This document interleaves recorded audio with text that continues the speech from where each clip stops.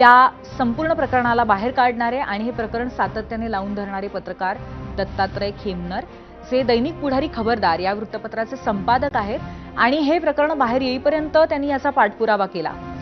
दत्तात्रयजी, आपलं खूप खूप स्वागत आहे मीडिया सेंटर, माफ करा, गेस्ट सेंटरला झिरो आवरच्या. आणि एकतर आपले खूप आभार मानले पाहिजेत आम्ही आणि सगळ्या समाजानं, कारण तुमच्या प्रयत्नांनी हे प्रकरण आज बाहेर आलंय.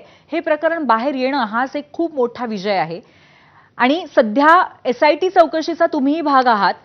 तर पहिलाच प्रश्न मला तुम्हाला असा विचारायचा आहे की जेव्हा खरात सापडला, त्याला अटक झाली, तेव्हा तुमच्या डोळ्यासमोरून काय प्रवास गेला आतापर्यंतचा? सगळ्यात पहिले मी आपल्या ABP माझा चॅनलचे देखील मनापासून धन्यवाद देतो. आणि आज आपण या कार्यक्रमामध्ये खऱ्या अर्थाने मला बोलून माझ्या ज्या भावना आणि तो मला 1 वर्षात आलेला अनुभव आपल्या समोर सादर करायची संधी दिल्याबद्दल मी आपले धन्यवाद देतो आपल्याला. आणि मूळ विषयाकडे येतो मी. का मागील 4 मार्च 2025 रोजी मी कॅप्टन भोंदूबाबा लिंगपिसाट कॅप्टन भोंदूबाबा खरात याची जी बातमी माझ्या दैनिक खबरदार पुढारी या वृत्तपत्रामध्ये मी सोर्सेसच्या आधारे मला जे मिळालेले पुरावे होते त्या आधारे प्रसिद्ध केली होती. आणि कॅप्टन खरातला अटक होणार या सगळ्या प्रक्रियेत मी स्वतः सहभागी होतो. म्हणजे कॅप्टनचा ते पोहोचवण्यापासून सगळ्या गोष्टी करण्यापर्यंत जी एक टीम कार्यरत होती त्या टीमचा मी एक भाग होतो. म्हणजे त्या टीम मध्ये मी, माझा एक मित्र आहे तो आणि त्याचा एक मित्र, अशी आमची टीम होती. आणि हे सगळं आम्ही ते आमच्या जिल्ह्याचे कर्तव्यदक्ष पोलीस अधीक्षक सोमनाथजी गाडगे साहेब यांच्यापर्यंत ते पोहोचवण्याचं काम त्या ठिकाणी केलं. त्यानंतर ते सगळे व्हिडिओज त्यांनी DGला सांगून CM साहेबांपर्यंत पोहोचवले आहेत. त्यामुळेच हे सत्य जनतेसमोर येऊ शकलं. परंतु 1 वर्षापूर्वीच या जे सोर्सेस होते आमच्याकडे प्राप्त होणार होते, त्यासाठी आम्ही त्या मिळालेल्या माहितीच्या आधारे ती बातमी प्रसिद्ध केलेली होती. म्हणजे कदाचित हे त्यावेळेस सोर्स प्राप्त नाही होऊ शकले, पण सोर्स प्राप्त व्हायला वेळ लागला. 1 वर्षाचा कालखंड गेला याच्यामध्ये. बरोबर आहे, 1 वर्षाचा कालखंड गेला, पण एकंदरीत जे लागेबांधे या व्यक्तीचे दिसत आहेत आणि ज्या पद्धतीने तो एक सराईत गुन्हेगार आहे हे स्पष्टपणे आता दिसतंय. ते बघता अनेक आव्हानं सुद्धा या प्रवासात असतील. ती आव्हानं कोणती होती? कुठल्या पद्धतीचा दबाव तुमच्यावर होता का? खरं तर मी 4 मार्च 2025 रोजी माझ्या वृत्तपत्रात ज्यावेळी ती बातमी प्रसिद्ध केली त्यावेळी दुसऱ्या दिवशी 5 तारखेला म्हणजे 5 मार्चला माझ्यावरती कॅप्टन अशोक खरात यांनी वावी पोलीस स्टेशनला गुन्हा दाखल केला. मी या मीडियाच्या माध्यमातून आपल्या सगळ्या प्रसार माध्यमांना सांगतो की मी त्या बातमीमध्ये कॅप्टन अशोक खरात याचा कुठेही नामोल्लेख केला नव्हता. कुठल्याही महिलेची बदनामी होईल असा तो बातमीमध्ये मी त्यावेळी उल्लेख केलेला नव्हता. पण ती बातमी प्रसिद्ध झाल्यानंतर ती नाशिक अहिल्यानगर जिल्ह्यात प्रचंड सोशल मीडियामध्ये व्हॉट्सअपवर व्हायरल झाली. व्हायरल झाल्यानंतर कॅप्टनने दुसऱ्या दिवशी सकाळी जाऊन वावी पोलीस स्टेशनला माझ्यावर अदखलपात्र गुन्हा दाखल केला. आणि मला वावी पोलिसांचा फोन आला, आपल्यावर गुन्हा दाखल झालाय, आपण असं इथं संमत देण्यासाठी हजर व्हा. मग मला 100% क्लिक झालं का या पडद्यामागे स्वतः अशोक कॅप्टन खरात आहे. आणि कॅप्टन खरातनी अशोक कुमार खरात त्याच्या नावानिशी फिर्याद दाखल दिली माझ्यावर केली. ही पहिली फिर्याद झाली. ही फिर्याद झाल्याच्या नंतर मी आपलं क्रमशः सांगतो की फिर्याद झाल्याच्या नंतर कॅप्टन खरातनी काय केलं, दुसऱ्या दिवशी 2-3 दिवस त्यामध्ये कालखंड गेला.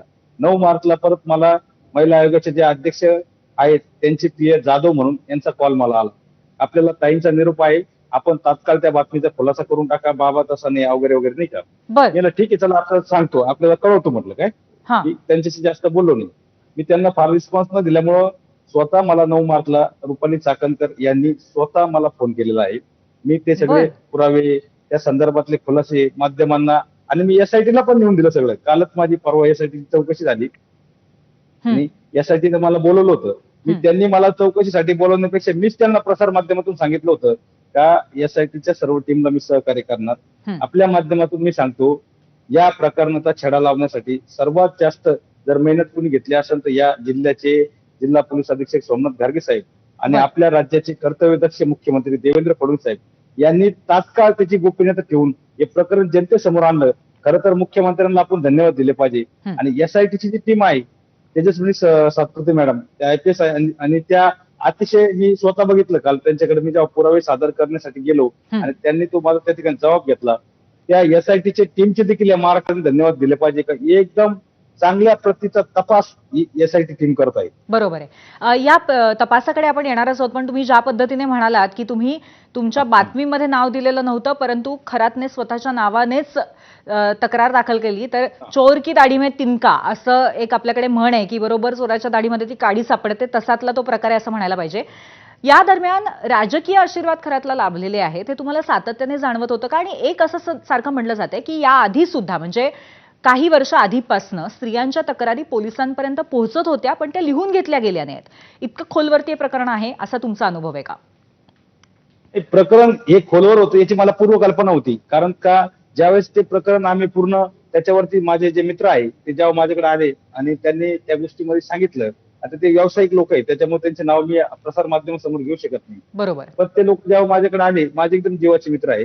एक आमच्या राहता तालुक्यातील बाबलेश्वर गाव आहे, इथला आहे तो प्रॉपर. आणि त्या प्रकरणामध्ये असा विषय आहे, ज्यावेळेस आम्ही ते प्रकरण तिघांनी बसून डिस्कस केलं, तर त्यातला एक आमचा मित्र आहे, तो बाबाचा भक्त होता, तो बाबाकडे जात होता, त्याची फसवणूक झालेली होती. त्याची फसवणूक झालेली होती, त्याला त्या बाबाने फसवलेलं होतं. मग काय ते फसवण्याचा प्रकार त्यांनी त्या माझ्या मित्राला सांगितलं. तो म्हणे एक काम करू आपण, आपल्याकडे दत्ता आहे, आपला मित्र आहे आणि त्याचं वृत्तपत्र आहे, तो निर्भीड संपादक आहे, तो छापल. मग त्यांनी मला बोलवलं, आम्ही मिटिंग केली. मिटिंग केल्याच्या नंतर मी त्यांना सगळे सोर्सेस विचारले, हे कसं आहे काय. मग त्यांनी सांगितलं तिथं असं आहे. तिथं त्याचा तो बाबाचा एक PA होता, त्या बाबाचा PA सांगितलं का तुम्ही इथे येत नका जाऊ, हा बाबा फार गलिच्छ आहे, घाणेरडा आहे, हा महिलांसोबत असं असं करतो, असं नाही का. मग मी ती बातमी जेव्हा प्रसिद्ध केली आणि त्या बातमीच्याच अनुषंगाने जी पहिली फिर्याद दाखल झाली ती आपल्या बातमीच्या अनुषंगाने झाली, ती महिला जागरूक होऊन. बरोबर. म्हणजे त्यानंतर जास्तीत जास्त महिला पुढे यायला लागल्या आणि हे प्रकरण आणखीन बाहेर यायला लागलं. आता तर हळूहळू 10 गुन्हे जवळपास दाखल झालेले आहेत. बरं, आता सध्या SIT चौकशीमध्ये तुम्ही पूर्ण सहकार्य करत आहात, माहितीसाठी तुमची चौकशी झालेली आहे. तर हे सगळं प्रकरण तडीच जाईल असं तुम्हाला वाटतंय काय? तुमचा या चौकशी संदर्भातला अनुभव आतापर्यंतचा काय आहे? याच्यात मी आपल्याला एक सांगायचं झालं क्रमशःमध्ये ते पण सांगतो. तर महत्वाचा मुद्दा असा आहे बघा, का याच्यामध्ये रुपाली चाकणकरांचा मला फोन आला. ते फोन करून थांबले नाही. त्या फोन केल्याच्या नंतर त्यांनी मला स्वतः एक पत्र पाठवलं की आपण ही बातमी मोगम स्वरूपाची छापलेली आहे, आपल्याकडे कुठला पुरावा नाही. आणि त्यांचं मी फोनवरती ऐकलं नव्हतं ना, तर त्यांनी मला सांगितलं होतं की तुम्ही खुलासा करून टाका, बाबा चांगला. मी तो खुलासा केला नाही. त्यावर त्यांनी मला देखील पत्र पाठवलं त्यांच्या आयोगाच्या लेटर पॅडवरती, तुम्ही अशा अशा प्रकारची मोगम बातमी छापलेली आहे, आपल्याकडे कुठला पुरावा नसताना देखील आपण बातमी प्रसिद्ध केली. याचं 2 दिवसाच्या आत महिला आयोगाच्या मेल ID वरती उत्तर द्या. तर मी लेखी उत्तर टाईप करून त्यांना ते उत्तर महिला आयोगाच्या मेल ID वरती दिलं.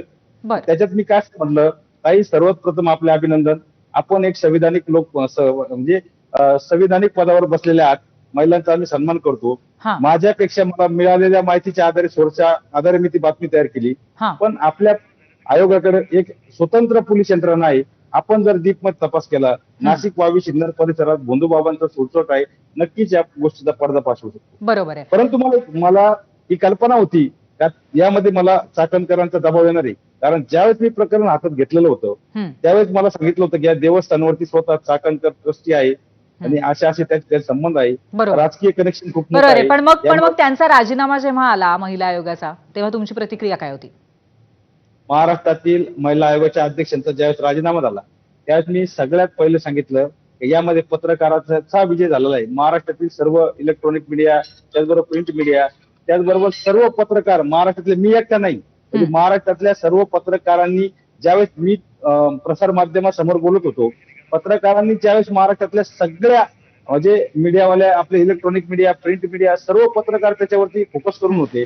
मी हा चाकणकरांचा जो राजीनामा झाला आहे तो लोकशाहीचा नक्कीच. आणि पत्रकारांचं, पत्रकारितेचं खूप मोठं कौतुक आहे याच्यामध्ये. पण पत्रकारितेचा तुम्ही विषय काढताय, तर एका पत्रकाराचा खून केलाय खरातनं असा सुद्धा आरोप होता, असा दावा केला जातोय सातत्याने.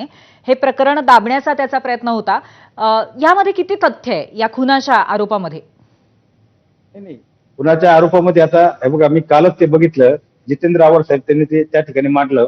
पण पत्रकारांचा खून केला म्हणजे हा खरातनी खून केलाच असेल, कारण खरातला 1 वर्षात मला पण संपवायचं होतं. कारण 1 वर्षाच्या आतमध्ये माझ्यावर देखील 2 जीव घेणे हल्ले झाले. एका हल्ल्यामध्ये माझी गाडी फोडली गेली, दुसरा एक माझ्यावर दरोडा घालण्यात आला. त्या मध्यंतरीच्या 1 वर्षामध्ये माझ्यावर देखील 2 जीव घेणे हल्ले झाले. त्याचे मी कायदेशीर FIR केलेले आहे. पण ते हल्ले कदाचित कॅप्टन खरातचे कनेक्शन सुद्धा त्या लोकांशी असू शकतात. दत्तात्रयजी, मला पण- हा, बोला बोला. मला पण ते कॅप्टननी संपवायचा प्रयत्न असला होता. बरोबर. आज मी सांगितलं, मी गृहमंत्री साहेब देवेंद्र फडणवीस साहेब यांना जी विनंती केली होती हा. का याच्यामध्ये मला पोलीस संरक्षण द्या, आणि आमच्या जिल्ह्याचे पोलीस अधीक्षक सोमनाथजी गार्गे साहेब यांना मी त्या ठिकाणी मागणी केली. त्यांनी मला कालच त्या ठिकाणी पोलीस संरक्षण दिलेलं आहे. बरोबर म्हणजे आहे. आजही माझ्या जीवाला धोका आहे. मी हा, प्रसार नक्कीच. आणि माध्यमातून तुमचा सांगतो, एक खूप महत्वाचा रोल याच्यामध्ये आहे. आता तुम्ही खूप सारी माहिती सुद्धा एसआयटीला दिलेली आहे, पण तुम्ही फिर्यादी म्हणून या सगळ्या याच्यामध्ये, या केसमध्ये, या प्रकरणामध्ये समोर येणार आहात का? तुम्ही तुमच्या बाजूने कुठला गुन्हा नोंदवणार आहात का? आणि असेल तर तो गुन्हा कुठल्या पद्धतीचा नोंदवला जाईल तुमच्याकडनं? मी सगळ्यात पहिले या आतापर्यंत आपल्या एबीपी माझाच्या माध्यमातून या तमाम महाराष्ट्राच्या नागरिकांना सांगतो, मी एसआयटी समोर गेलो, सर्व पुरावे त्यांना दिले. आता मी कॅप्टन खरात याच्यावरती उद्या गुन्हा दाखल करणार आहे, आणि तो गुन्हा मी महाराष्ट्र राज्यामध्ये जो पत्रकारांना संरक्षण ऍक्ट आहे तो, आणि त्याच्या व्यतिरिक्त अजून काही गंभीर स्वरूपाचा करता येईल का, मी आज रात्री आणि उद्या दुपारपर्यंत जे माझे सगळे लिगलची टीम आहे किंवा माझे जे ओळखीचे विधी तज्ञ आहेत त्यांचा सल्ला घेऊन उद्या कॅप्टन खरातवर मी गुन्हा दाखल करणार आहे. नक्कीच. आणि या व्यतिरिक्त आणखीन असे कोणकोणते मुद्दे आहेत ज्याच्यावरती आणखीन विचार केला पाहिजे किंवा आणखीन खोदकाम केलं पाहिजे या प्रकरणात, असं तुम्हाला वाटतंय? कारण सगळ्याच पातळीवरती गुन्हे, संपत्ती किती आहे त्या व्यक्तीची, हा सुद्धा एक महत्वाचा मुद्दा आहे. अगदी थोडक्यात उत्तर द्या. मी या कॅप्टन खरातचं जे आता जे प्रकरण संपूर्ण राज्यात आहे, आपण तो नाशिकचा देखील बघा, पत्रकारांचा काल निघाला, त्यांचा देखील एसआयटीने तपास केला पाहिजे. त्यात डीप जर गेलं तर कदाचित तो जो मर्डर आहे, तो जो गुन्हा केलेला आहे तो खरातनेच केलेला आहे हा निष्पन्न होऊ शकतो. मी या निमित्त त्यांना मी स्वतः भेटून मागणी करणार आहे आपल्या एसआयटीचे जे प्रमुख आहे सातपुते मॅडम यांना, तर त्या गुन्ह्यात देखील तुम्ही चौकशी करा. त्या पत्रकाराची हत्या झाली, आता आम्ही वावरतोय, आजही या महाराष्ट्रामध्ये कॅप्टन खरातचे हस्तक आहे, चाकणकरांचे हस्तक आहे, यांच्यापासून माझ्या जीवाला धोका आहे. भविष्यामध्ये माझा देखील मर्डर होऊ शकतो. त्यामुळं या गोष्टीचा सरकारने आणि गृह खात्याने गांभीर्याने लक्ष दिलं पाहिजे, कारण आम्ही त्या केसमध्ये पुरावे सादर केलेले साक्षीदार आहे, आमच्यावर दबाव येऊ शकतो. आणि आमची एसआयटीला ही मागणी आहे का कॅप्टन खरातला एसआयटीची चौकशी आहे ती होऊन तो खटला फास्ट ट्रॅकवर झाला पाहिजे. नक्कीच. आणि लवकरात लवकर या सगळ्या गोष्टीचे सगळे जे कारनामे आहेत त्याचे बाहेर येऊ देत, आणि त्याचबरोबर त्याचा निकालही योग्य पद्धतीने लागला पाहिजे. संरक्षण मिळालं पाहिजे तुमच्यासारख्या पत्रकारांना, साक्षीदारांना. आणि एक मीडियाचा भाग म्हणून आम्हाला अत्यंत अभिमान आहे तुमचा, तुम्ही जे केलेत त्याबद्दल. तुम्ही तुमचा लढा लढत राहा. खूप खूप बळ आहे तुम्हाला. धन्यवाद. धन्यवाद. आणि याच अनुषंगाने जो प्रश्न आम्ही विचारलाय त्याचा